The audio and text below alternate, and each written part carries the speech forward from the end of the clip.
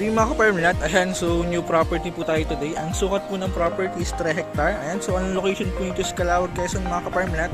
And then tabing kalsada po ito, so bali sa gitna po ng property dumaan yung kalsada. Although hindi sa gitna, sa gilid, pero left and right po yung property mga ka-farmland. So ang frontage po nito is 100 meters and then dito po magmumula yung property niya. Ito po yung muhon. So bababa po din yung property. So mamaya pupuntahan po natin yung hangganan niya dito sa dulo, and then papasukan po muna natin yung loob ng property mga ka-farmland. So mula kalsada, pababa po yung property, and then dito po muna tayo dadaan sa kabilang property, pababa Ayan. So dito lang po tayo dadaan para makapunta tayo sa baba ng property. Kasi yung kalsada, yung property mga ka-farmland, yung kalsada niya isa taas po ng property dumaan, kaya yung mismong kalupaan niya is nasa baba. So may mga bahay na rin po dito sa part na to, pero yung property mga ka-farmland is wala pang bahay. Ayan. Ayan, may pathway sa loob, and then may source na rin po ng tubig kasi may balon na po sa loob ng property. Yung balon mga ka-farmland ay dyan po kumukuha ng tubig yung mga tao dito, so malinis po yan, iniinom din.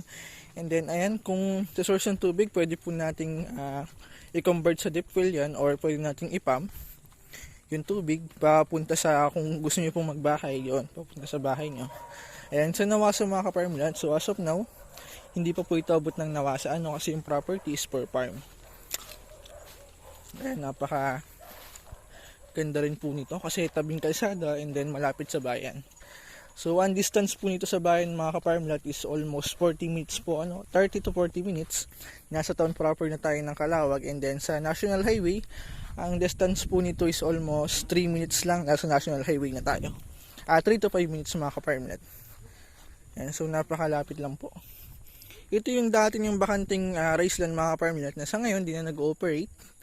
Ayan, so dala po natin tong upland na to. Ayan yung bundok na to. So ang nyug po nito kababaan pa, almost mga takaran pa lang po Ayan, and then ito yung mga nyug na medyo mataas na pero dasik po yung mamunga. Ayan, so kakakawit lang po nila nga. Ito medyo mababa to mga ka-farmland, hindi pa po ito namumunga. Pero namumunga na. Lakarin natin. So ito po yung dati niyang rice land. Nasa ngayon hindi na nag-ooperate pero pwede natin buhayin. Ayan ko, yung kalabaw kasama. Ay, hindi pa yan. Kala ko kasama na. Nyug lang pala. Ay, ito? Ay, hindi pala ito kasama. Hindi yan. So hindi po ito kasama mga farmland. So mula bayan, babaybay po yan dito. Kala ko kasama to. So ito. Pero yung hukay kanina doon, yung balon, dala na yan. Okay. So kasama na po yung balon. Pwede natin i-convert sa deep well. Sayang to, hindi na tinataniman. So yun mga ka-farmland, bali ito po sa ulan, or pwede rin naman po doon tayo sa balon kumuha ng tubig para dito sa rice land. So ipapump lang po natin yan. And kaanong mga talim nito bukod sa nyug?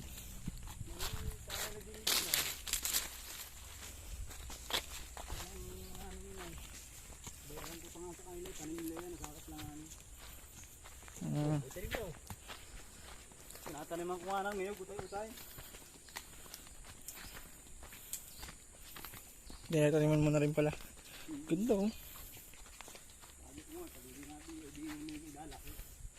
Ayan, napaka-ganda po ito mga ka-farmland. Kung naghahanap ka ng bakasyonan, retirement plan, at the same time investment, pwede rin kasi mura lang po itong property nito, and then tabing kalsada. Ayan, nakakatuwa. Yan, so itong mga ka-farmland, medyo madamo siya, pero kung lilinisan natin, uling so mabilis lang po yan. May mga tao dito mga ka-farmland na nag-offer ng libreng tabas, pero sa kanila na po itong yung uling yung kahoy. Ayan.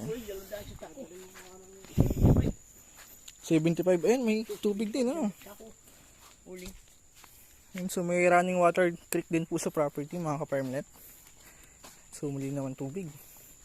Ayan, yun mga ka-farmland, kung yung bakanting rice land, so pwede po natin i-convert to fish pan kung mahilig ka mag-alaga ng isda. Ayan. Alin? Ito pala, irrigation, So pwede pala manggaling dito yung tubig papunta doon sa rice land. dito sa tubig ako, natanim ako doon, diyan dito kami nakuha ng tubig ay tapos niya doon. Abot doon. Okay. So yun mga ka-farmlat, kung bubuhayin natin yung rice land, pwede dito tayo kumuha ng tubig. And then kung gusto mo mag-fish pond, pwede rin. So may source naman po ng tubig dito sa property. And so napakainit po ngayon, pero kung mapapansin mo, buhay po ang tubig dito at hindi po ito naubusan ng tubig. Ayan, so nakakatawa po ito mga ka-farmlat. At kung gusto mo mag-alaga ng hayop, pwede rin kasi may source ng tubig. At ayan, so yung property mga ka-farmlat, medyo hilly siya. Tama-tama po ito sa baka. Ayan, so medyo hilly siya mga ka-farmlat. Pero kung all this ka, pwede rin kasi tabing kalsada yung property. Pwede tayo magbahay doon sa taas. And then kukuha ka lang ng mga makakatulong natin or tauhan para mag-operate sa property or pag-harvest ng nyog or pagtatanim-tanim po ng preparing trees kung mahilig ka. Ayan, so catmoon po ang tawag dito mga ka-farmlat. May puno po siya ng catmoon. Ayan, so malaki na rin. Ayan, so medyo madamo lang yung property mga ka-farmlat, pero mabilis lang po ito. Pag hinawanan yan, ay nako, maganda po ito kasi nakakita na po ako ng property na hili. Nung hinawanan nila, naging Carabao grass, ay napakaganda po ng property. Isa na po dyan yung vlog ko rin na update sa buyer na nakabili na 8 hectare. Dati po yung hili na madamo, same nito, pero nung nalinisan nila ay napakaganda po ng property. Lalo na po nung nataniman nila, lalo na. So sa ngayon, expected ko po 3 to 5 years ay napakaganda ng property kasi tinaniman po nila ngayon ng lansones, rambutan, tinaniman nila ng fruit bearing trees. So maghihintay lang tayo ng almost 5 to 6 years kasi yung tinanim nila mga ka-farmlat ay may tawag doon limot lang ako, crafted ba ang tawag doon, matataas na rin, tatanim mo lang. Alin po? Diyan ang muhon. Oo, yan lang wala sa karsada. Pag ganun, diretso doon. Diretso yan sa karsada. Okay. So tara, sige ko, pag ganito na tayo. Ay pag tayo dyan, masukal dyan. Saan tayo dadaan? Dito na tayo dumaan, tapos doon na tayo tuturo ko lang sa inyong kantoron. Okay, sige, pwede. Malapit lang naman dito. Okay. Pag doon ay mangangati tayo sa ano. So yun mga ka-farmlat, bali nandito po tayo ngayon sa pangalawang muhon ng property. So bali 5 po ang muhon nitong property. So ito po yung barangay road, ayan, 2 lane po yan, and then 6 meters po ang lapad nito. Ayan, so nakakatawa. Napakamura po nito mga ka-farmlat. Ayan, so ito po yung isang muhon niya. Pupuntahan natin. Ayan. So ito po yung pangalawang muhon. Nasaan? Hindi na tayo nag-ahol dito, titilihin ko lang paso. Oh, nasan yung may muhon ba dito? Nado ng muhon. Nandiyan, natahubal lang dyan. So babaybay siya dito. Oo, babaybay pa. Nado kanya tayo. Ayan. Diyan tayo galing kanina, So yun mga ka-farmlat, dito tayo galing kanina. So diyan tayo pumasok. And then babaybay dito yung muhon niya. Isang party dyan to. Natabunan na. Dito na tayo dito. Dati hawan ko rin. Yung muhon kuya, sa party. Nado ng muhon na isa niya, no? Tapos may muhon pa dito yung isa yan. Dito? Saan Hindi ba? makakita ko isang muhon dyan. Hindi na makita. Pero yung karawan. Tama lang isa. So yun mga ka-farmlat, nandito yung isang muhon. Hindi lang natin makita kasi medyo madamo. Pero may kita po yan kung hahanapin. Medyo madamo lang. Ayan dito yung Sinulang kami sa kaya dagdag dito ay. Sanay dyan sa karsada eh. Yung karsada bagay dito lang nagdagan ng mga nagsukat. Oo. Malalim na yan. Madamo na rin Dito sa part nito. Nandiyan na. Sige, okay lang. Pero may muhon dyan Sige, natin hanapin. So bali, doon po yung pangalawa. So ito yung pangatlo. So ayun mga ka-farmlat, bali hindi po ito yung frontage niya. Bali dito lang po tumusok yung isang muhon. Ayan dito sa part na yan. So bali pupuntahan po natin yung mismong frontage ng property. Tara. Ayun mga ka-farmlat, bali doon po tayo nag-start ng video and then doon po tayo pumasok sa loob ng property. So mula doon mga ka-farmlat, abot dito po ang frontage niya ng property. So ito po yung bahay ng may-ari. So no worries naman po kasi kubo lang to, mabili yung property, so willing naman po silang umalis kasi sila po yung nagbebenta. Ayan, nandito po yung muhon. So estimate ko po is nasa 100 meters more yung frontage ito. And then sa poste ng kuryente mga ka-farmlat, ayan, so may kuryente po sa lugar. And then bali mga ka-farmlat, papasukin po natin yung 900 square meter na kantuhan ng property kasi sa gitna po dumaan yung property. So ito po yung 22 meter and then ito naman po yung 900 square meter. Ano? Papasukin natin. Kasi left and right po yung property. So maliit na portion lang po ito. Bali kantuhan lang. Puntahan natin yung muhon niya.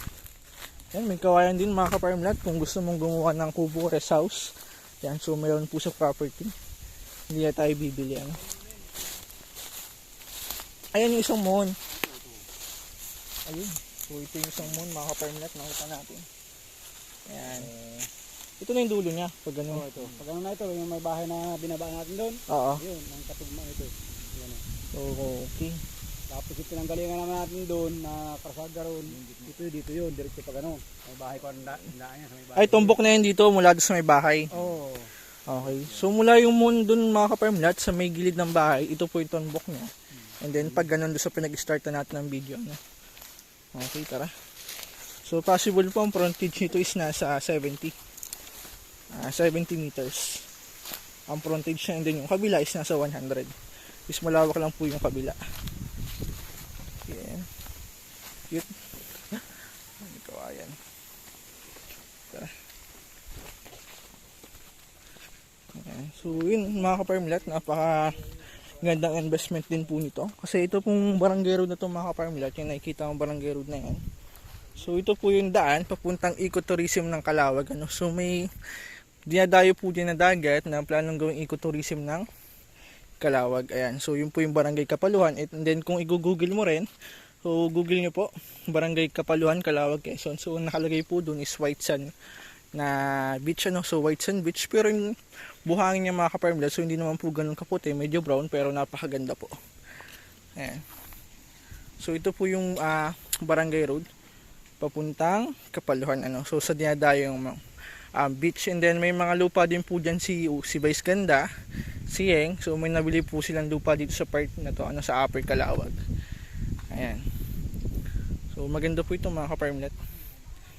Sakto po ito for investment and then retirement plan pwede rin. Kasi tabing kalsada yung property. Kung all this ka na, magbaba mo na sa sasakyan, property na ano. So nunid natin kumuha ng right of way or bumili kasi tabing kalsada yung property. And then nakakatuwa mga ka-farmland, may source ng kuryente, almost 100 meters po yung nasakop nito na kalsada. Ayan. So napakaganda. So ito pwede tayo magbahay dito. Ano? Ayan mga ka-farmland, so butit na lang po ang video natin. Ayan si Kuya Mio, yung locator natin. Okay naman, baka makakuha ng foreigner ano. Ayan, so grabe, napakaganda po nito. Ayan, kung interested po kayo, i-message nyo lang po ako sa Viber, WhatsApp. Ayan, so sasagot naman po ako kung may tanong kayo regarding sa property and documents.